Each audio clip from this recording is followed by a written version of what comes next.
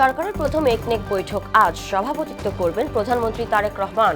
17 প্রকল্প উত্থাপনের সম্ভাবনা। 72-এর সংবিধান কারো কারো কাছে পরাজয়ের গ্লানি, সংসদে স্বরাষ্ট্রমন্ত্রী। গুমের সঙ্গে জড়িত কেউ ছাড় পাবে না বললেন আইনমন্ত্রী। হামের সংক্রমণ বাড়ায় বরগুনা সদর উপজেলাকে রেড জোন ঘোষণা। কুষ্টিয়ায় 90 জন নতুন রোগী ভর্তি, সেবা দিতে হাসপাতালের হিমশিম অবস্থা। এবং গোপালগঞ্জে অবৈধ মজুতের দায়ে তেল ব্যবসায়ীকে জরিমানা। গ্যাস সংকটে আশুগঞ্জ সার কারখানায় ইউরিয়া উৎপাদন বন্ধ, বিশাল অঙ্কের ক্ষতি।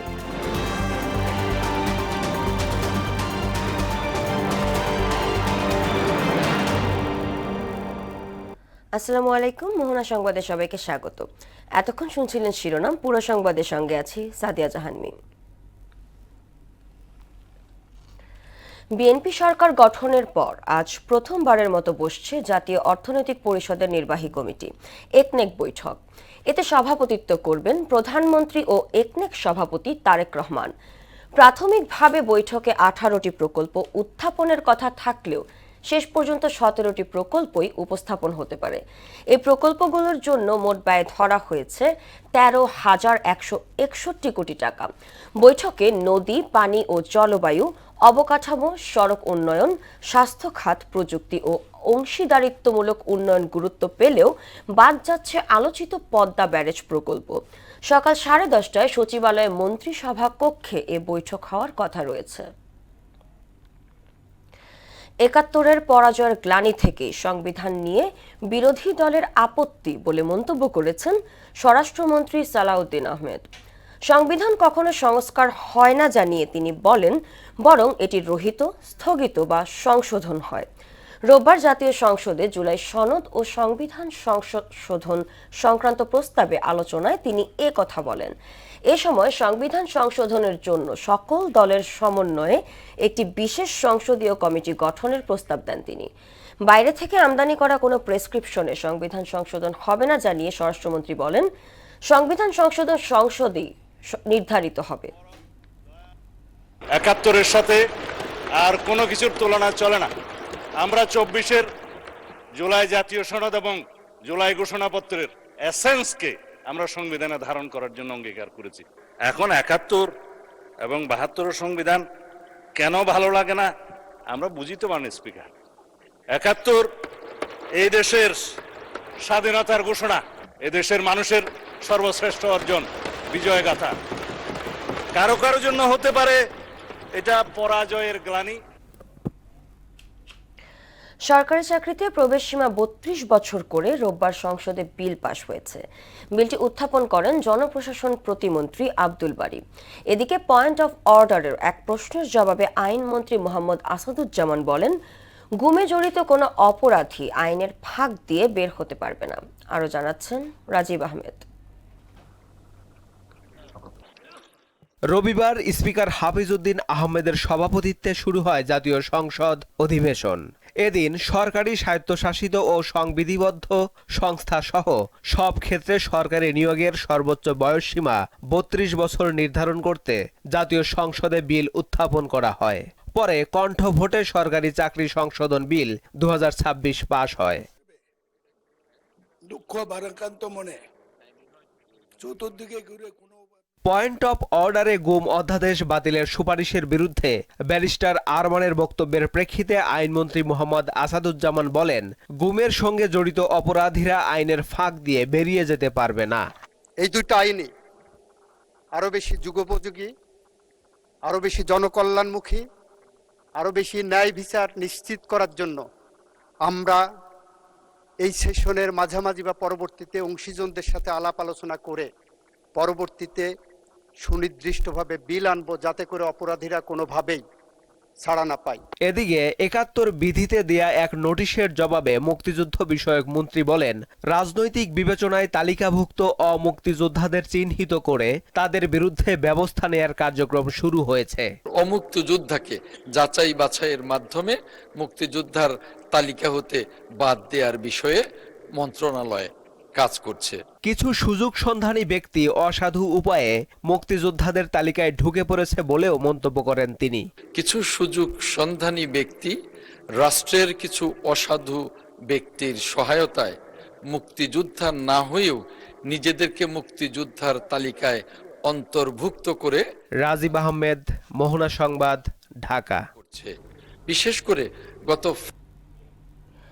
জুলাই সনদ নিয়ে কয়েকটি রাজনৈতিক দল দেশে অস্থিরতা সৃষ্টি করার চেষ্টা করছে বলে অভিযোগ করেছেন স্থানীয় সরকার, পল্লী উন্নয়ন ও সমবায় মন্ত্রী মির্জা ফখরুল ইসলাম আলমগীর।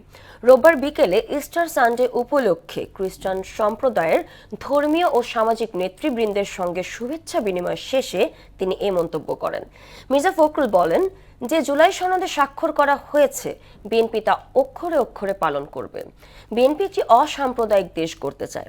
এ সময় স্টার সানডে উপলক্ষে সরকারি ছুটি ঘোষণার আশ্বাস দেন তিনি। জুলাই সনদ নামে একটি সনদ স্বাক্ষর করেছিলাম আমরা সমস্ত রাজনৈতিক দলগুলো। আমি বিষয়টা এখানে এই জন্য আনছি যে এটাকে কেন্দ্র করে আবার কিছু সংখ্যক ব্যক্তি, মানুষ বা দল যাই বলেন, তারা একটা গোলযোগ সৃষ্টি করার চেষ্টা করছে।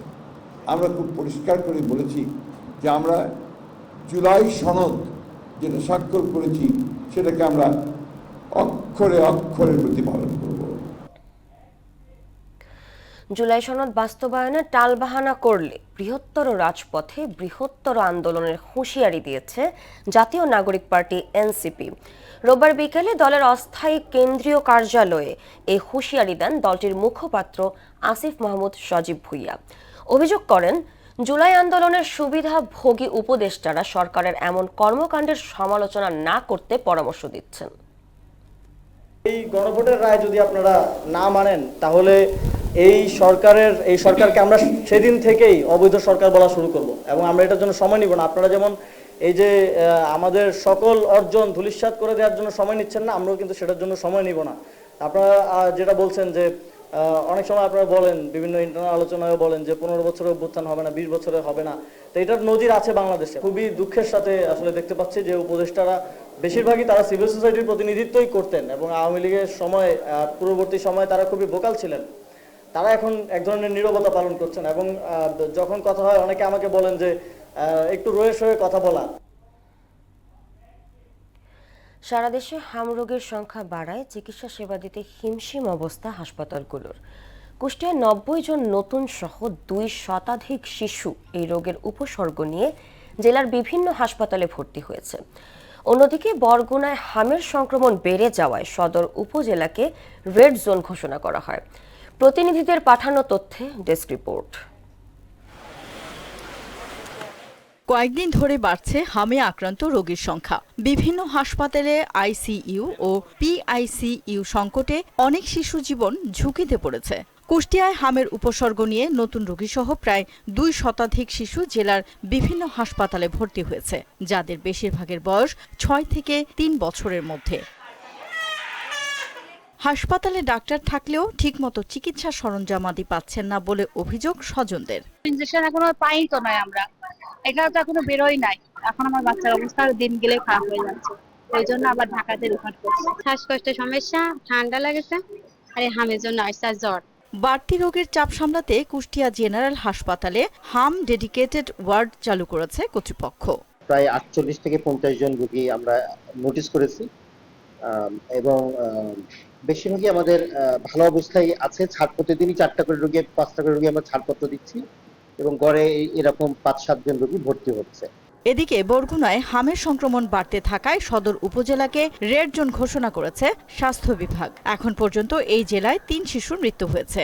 হাসপাতালের চিকিৎসা ভাই কি হয়তো বাহির দামা ওষুধ বড়ি কেনা লাগে, এই দেশে আর কোনো ঔষধ দেয়। হাসপাতাল থেকে যদি আমরা কোনো ঔষধ পাইতাম তাহলে তো একটু রোগীর সাশ্রয় হইতো। বরগুনা স্বাস্থ্য দপ্তরের আশা, টিকাদান শুরু হওয়ায় শিগগিরই সংক্রমণ কমে আসবে। নিয়মিত টিকাদানের পাশাপাশি আমাদের এই হামের টিকাদান কার্যক্রম চলবে এবং কমিউনিটি ক্লিনিকগুলোতেও আমরা নিয়মিতভাবেই আমরা এই এমআরএর যে ভ্যাকসিন সেটা চালু করব। নীলফামারীতেও বাড়ছে হামের প্রকোপ, যা উদ্বেগ বাড়াচ্ছে অভিভাবক ও স্বাস্থ্যসেবা সংশ্লিষ্টদের মধ্যে। জ্বর, ফুসকুড়ি সহ হামের উপসর্গ দেখা দিলে দ্রুত চিকিৎসকের শরণাপন্ন হওয়ার পরামর্শ দেন স্বাস্থ্যকর্মীরা। জ্বর, র্যাশ, চোখ লাল হওয়া, শরীরে গুটি গুটি দানা বাঁধা, এ সমস্ত উপসর্গ দেখা দিয়েছে। আমরা এই পেশেন্টগুলোকে আইসোলেশন ওয়ার্ডে ভর্তি রেখেছি। হাম আক্রান্ত রোগীর চিকিৎসা যথেষ্ট ব্যয়বহুল, আর তাই হাসপাতালগুলোতে সরকারিভাবে ওষুধ সরবরাহের দাবি রোগীর স্বজনদের। ডলিবিন্দু মনোয়ারা, মোহনা সংবাদ। গোপালগঞ্জে অধিক দামে বিক্রির উদ্দেশ্যে 1 ব্যারেল ডিজেল তেল পুকুরে লুকিয়ে রাখার দায়ে এক তেল ব্যবসায়ীকে 10,000 টাকা জরিমানা করেছেন ভ্রাম্যমাণ আদালত। রবিবার বিকালে কোটালীপাড়া উপজেলার সহকারী কমিশনার ও নির্বাহী ম্যাজিস্ট্রেট মোহাম্মদ মাসুম বিল্লাহ এ জরিমানা করেন। জরিমানাকৃত তেল ব্যবসায়ী হলেন কোটালীপাড়া উপজেলার কান্দি ইউনিয়নের হিজলবাড়ি গ্রামের নজরুল ইসলামের স্ত্রী আসমা খাতুন। গ্যাস সংকটে 1 বছর ধরে বন্ধ রয়েছে ব্রাহ্মণবাড়িয়ার আশুগঞ্জ সার কারখানার ইউরিয়া উৎপাদন। এতে প্রতি মাসে অন্তত 135 কোটি টাকার সার উৎপাদন ব্যাহত হচ্ছে। দীর্ঘদিন কারখানা বন্ধ থাকায় নষ্ট হচ্ছে মূল্যবান যন্ত্রপাতি, আর ক্ষতিগ্রস্ত হচ্ছে দেশের কৃষি খাত। তসলিম আহমেদের প্রতিবেদন, জানাচ্ছেন মিশাল বিনতে আনোয়ার। গ্যাস সংকটের কারণে প্রায় 1 বছর ধরে বন্ধ রয়েছে দেশের পূর্বাঞ্চলের বৃহত্তম ইউরিয়া সার উৎপাদনকারী আশুগঞ্জ সার কারখানা। এতে প্রতিদিন প্রায় 4 কোটি টাকার ইউরিয়া সার উৎপাদন ব্যাহত হচ্ছে। দীর্ঘদিন উৎপাদন বন্ধ থাকায় একদিকে যেমন ক্ষতির মুখে পড়েছে রাষ্ট্র, অন্যদিকে অচল অবস্থায় ঝুঁকিতে পড়ছে কারখানার কোটি কোটি টাকার মূল্যবান যন্ত্রপাতি। কারখানার শ্রমিক ও কর্মচারীরা দ্রুত গ্যাস সরবরাহ চালুর দাবিতে একাধিকবার বিক্ষোভ ও সমাবেশ করলেও সরকারিভাবে নেওয়া হয়নি কোনো উদ্যোগ। কারখানা চলছে না গ্যাসের অভাবে। 2012 সাল থেকে সরকার আমদানির উপর নির্ভর হয়ে যাচ্ছে, এই কারণে এই কারখানাগুলি বন্ধ হয়ে যাচ্ছে। এবং এখানে প্রায় 1100 থেকে 1200 শ্রমিক কর্মচারী কাজ করেন এবং তারা অলস সময় কাটাচ্ছেন। কর্মচারীদের অভিযোগ, বিদেশি সার আমদানিকারক কোম্পানিগুলোকে সুবিধা দিতে একটি অসাধু চক্র পরিকল্পিতভাবে সার উৎপাদন ব্যাহত করছে। এই আশুগঞ্জ কারখানা দীর্ঘদিন ধরে বন্ধ থাকার কারণে এই সার বাইরে থেকে আমদানি করতে হয়, আর বাইরে থেকে আমদানি করতে হলে প্রচুর ডলার এই বাংলাদেশ থেকে করতে হয়, দিতে হয়। এখানে কেমিক্যাল ভেসেল আছে, কেমিক্যাল ভেসেলের ক্যাটালিস্ট আছে, প্রয়োজনীয় নাইট্রোজেনের অভাবে ক্যাটালিস্টগুলো ক্ষতির সম্মুখীন হচ্ছে। এই সার শিল্পকে রক্ষার জন্য সরকারকে এই মুহূর্তে জোরালো ভূমিকা পালন করা উচিত। কারখানাটি ব্রাহ্মণবাড়িয়া সহ আশপাশে অন্তত 7টি জেলার কৃষকদের সারের চাহিদা পূরণে গুরুত্বপূর্ণ ভূমিকা রেখে আসছে, যা দ্রুত চালু না হলে রাষ্ট্র হারাবে মূল্যবান রাজস্ব, বাড়বে কৃষকের উৎপাদন ব্যয়, প্রভাব পড়বে বাজারেও, এমনটাই দাবি কারখানা শ্রমিকদের। দেশে সারের চাহিদা পূরণে আমদানি নির্ভরতা কমাতে সার কারখানা দ্রুত চালুর দাবি শ্রমিক কর্মচারীদের। এখন আমরা আশায় আছি এইটা জিয়া পার্টির নাম হবে এবং এখানে আমাদেরকে গ্যাস সরবরাহ দিবেন। সংকট সমাধানে কাজ চলছে বলে জানান কারখানা উপব্যবস্থাপনা পরিচালক। আশা করি গভর্নমেন্ট থেকে একটা ভালো অনুকম্পা এবং সহযোগিতা পাবো এবং সেটা শীঘ্রই হবে ইনশাআল্লাহ। আমরা আশাবাদী যে বর্তমান সরকারের আমরা অনুকম্পা এবং দৃষ্টিকোণ থেকে আমরা যদি সহযোগিতা পাওয়া যায়, আমাদের এখানে এই কারখানা চালু থাকবে ইনশাআল্লাহ। নতুন কারখানা চালু হওয়ার সম্ভাবনা ইনশাআল্লাহ আছে। আশুগঞ্জ সার কারখানা আবারও পুরো দমে শুরু হবে উৎপাদন, এমন প্রত্যাশা সবার। মিশাল বিনতে আনোয়ার, মোহনা সংবাদ। নারায়ণগঞ্জের সিদ্ধিরগঞ্জে ঢাকা চট্টগ্রাম মহাসড়কে অবৈধভাবে গড়ে ওঠা স্থাপনা উচ্ছেদ করেছে জেলা প্রশাসন ও সড়ক বিভাগ। জেলা প্রশাসনের সহকারী কমিশনার খন্দকার সমিত রেজার নেতৃত্বে এই অভিযান পরিচালনা করা হয়। এ সময় তিনি বলেন, সড়ক পুনরায় কেউ দখল করলে আবারও উচ্ছেদ অভিযান চালানো হবে। অবৈধ স্থাপনার কারণে জনসাধারণের চলাচলে যাতে কোনো ধরনের ভোগান্তি সৃষ্টি না হয়, সেজন্য এই অভিযান অব্যাহত রাখার কথা বলেন সমিত রাজা।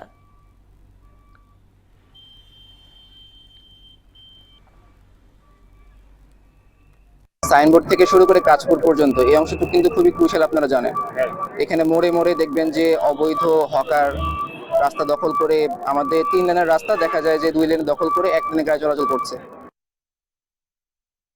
দখল করে আমাদের 3 লেনের রাস্তা দেখা যায় যে 2 লেন দখল করে 1 লেনে গাড়ি চলাচল করছে। তো সেই জিনিসটা কিন্তু আমরা পুরোটুকু অংশ জুড়েই করবো, মানে কোন অংশ করবো কোন অংশ করবো না, কাউকে ছাড় দিব সেটা কোনো সুযোগ নাই। কিন্তু সরকারি জায়গায় যে সকল অবৈধ দোকানপাট আছে এই সকল কিছুই কিন্তু আমরা উচ্ছেদ করব এবং সেটা পর্যায়ক্রমিকভাবে করা হবে। এটা কিন্তু নিয়মিত অভিযানের অংশ। দখল দূষণে গাজীপুরের কাশিমপুরে একসময়ের প্রবাহমান খালগুলো বর্তমানে ময়লার ভাগাড়ে পরিণত হয়েছে। অস্তিত্ব সংকটে থাকা খালে এখন আর দেখা যায় না পালতোলা নৌকা। বিএনপি সরকার গৃহীত চলমান খাল খনন ও পুনঃখনন বাস্তবায়িত হলে কাশিমপুরের জলাধারগুলো আপন ঐতিহ্যে ফিরবে বলে আশা জানান গাজীপুর সিটির প্রশাসক। আর এ বিষয়ে দ্রুত পদক্ষেপ নেওয়া হবে বলে জানান গাজীপুর ১ আসনের সংসদ সদস্য মুজিবুর রহমান। মেহেদী হাসানের প্রতিবেদন, জানাচ্ছেন তাহসিন তারিন। এক সময়ের প্রবাহমান শতবর্ষী খাল এটি। দখল দূষণের নালায় পরিণত হয়ে ছড়াচ্ছে দুর্গন্ধ। কাশিমপুরে ভবানীপুর থেকে বেক্সিমকো এবং পানিশাইল হতে চক্রবর্তী পর্যন্ত কয়েক কিলোমিটারের এই খাল চক্রবর্তী হয়ে বংশাই নদীতে মিলিত হয়েছে। কিন্তু খালটি দখল করে দোকানপাট, বাসাবাড়ি সহ কলকারখানা গড়ে তুলেছেন একটি মহল। দীর্ঘদিন সংস্কার না হওয়ায় পরিণত হয়েছে নর্দমায়। স্থানীয়রা বলছেন ময়লা আবর্জনা দুর্গন্ধে তাদের জীবন অতিষ্ঠ। একটু বৃষ্টি হলেই তলিয়ে যায় বাসাবাড়ি। খালটার দুই পাশ থেকে ভরাট হইতে হইতে এমন হয়েছে যে একটু বড় বৃষ্টি হলে জলাবদ্ধতার সৃষ্টি হয়। খালের জন্য ময়লা পানি, প্রচুর মশা মাছি, মানে খুবই অসুস্থকর। এখানে যত মিল ফ্যাক্টরি পানি এই খাল দিয়ে যায়, খালের পানি প্রচন্ড নোংরা, কালো। 60 ফিট 70 ফিট ছিল এই খালটা, এখন দখল হইতে হইতে এখন 20 ফিট 10 ফিটের ভিতরে আসছে। আমরা চাই মাননীয় প্রধানমন্ত্রীর কাছে চাই যে আমাদের খাল খননটারে উদ্ধার করে দেয়। খালটি দখল ও দূষণ রোধে কার্যকর পদক্ষেপ নেবে বলে আশ্বাস দিলেন গাজীপুর সিটি কর্পোরেশনের প্রশাসক। ইন্ডাস্ট্রির মালিকরা ভরাট করে চাপাইতে এটাকে একেবারে চাপিয়ে ছোট করে ফেলছে, যার কারণে বৃষ্টি হলে বর্ষার যে পানি এই অন্য কোনো আর কোনো ওয়ে নাই পানিটা নামার, এই একটি মাত্র খাল ছিল। এটাকে অবশ্যই আমরা পুনরুদ্ধার করব। গাজীপুর ১ আসনের সংসদ সদস্য মুজিবুর রহমান বলেন, গেল ১৭ বছরে ভূমিদস্যুরাই এইসব খাল করেছে, তবে বর্তমান সরকার এই বিষয়ে দ্রুত ব্যবস্থা নেবে। মাননীয় প্রধানমন্ত্রী জনাব তারেক রহমান সাহেবের বিশেষ উদ্যোগে এই খালগুলো পুনঃখননের যে উদ্যোগ গ্রহণ করা হয়েছে সেটা কোনাবাড়ী, কাশিমপুর, বাসন সহ গাজীপুর ১ আসনের জনগণের মৌলিক চাহিদা পূরণে অত্যন্ত গুরুত্বপূর্ণ ভূমিকা রাখবে। ঐতিহ্যবাহী খালটি পুনরুদ্ধার করে ফিরিয়ে আনবে প্রশাসক, এমনটাই দাবি এলাকাবাসীর।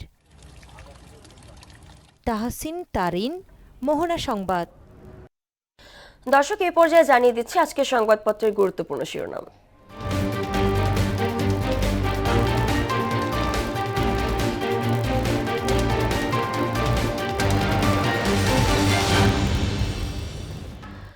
দর্শক, প্রথমে জানিয়ে দেব প্রথম আলো শিরোনাম।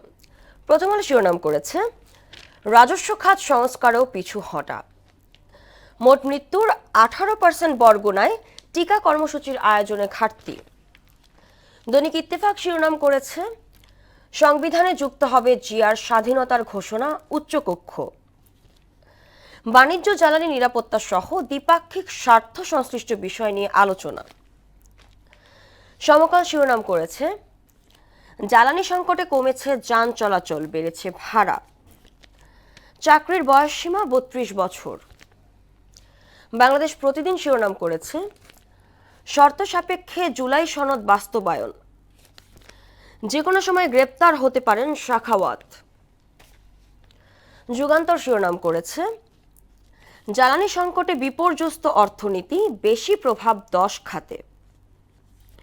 জুলাই সনদ বাস্তবায়ন ফের উত্তাপ, সমঝোতা ছাড়াই শেষ অধিবেশন। এবং সর্বশেষ দ্য ডেইলি স্টার।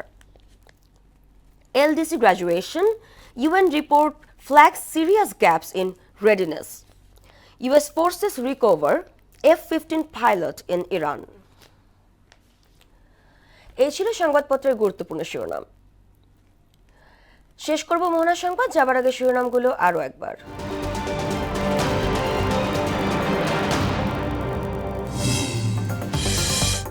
সরকারের প্রথম একনেক বৈঠক আজ, সভাপতিত্ব করবেন প্রধানমন্ত্রী তারেক রহমান। 17 প্রকল্প উত্থাপনের সম্ভাবনা। 72-এর সংবিধান কারো কারো কাছে পরাজয়ের গ্লানি, সংসদে স্বরাষ্ট্রমন্ত্রী। গুমের সঙ্গে জড়িত কেউ ছাড় পাবে না বললেন আইনমন্ত্রী। হামের সংক্রমণ বাড়ায় বরগুনা সদর উপজেলাকে রেড জোন ঘোষণা। কুষ্টিয়ায় 90 জন নতুন রোগী ভর্তি, সেবা দিতে হাসপাতালের হিমশিম অবস্থা। এবং গোপালগঞ্জে অবৈধ মজুতের দায়ে তেল ব্যবসায়ীকে জরিমানা। গ্যাস সংকটে আশুগঞ্জ সার কারখানায় ইউরিয়া উৎপাদন বন্ধ, বিশাল অঙ্কের ক্ষতি।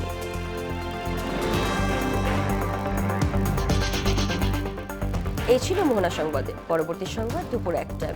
এর আগে বেলা 11টায় দেখুন সংবাদ এক নজরে। মোহনার সবশেষ খবর জানতে ভিজিট করুন www.mohana.tv।